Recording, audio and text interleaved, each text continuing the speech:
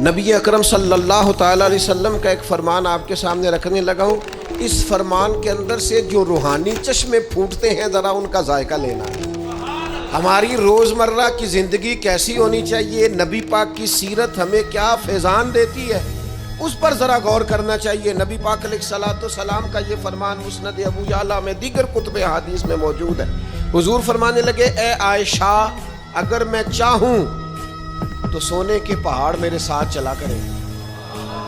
میں جدھر جدھر جاؤں پہاڑ سونے کے میرے ساتھ ساتھ چلیں. لیکن میں نے اپنے رب کی بارگاہ میں دعا کی ہے کہ مالک مجھے ایک دن روٹی دینا، ایک دن کا فاقہ دینا.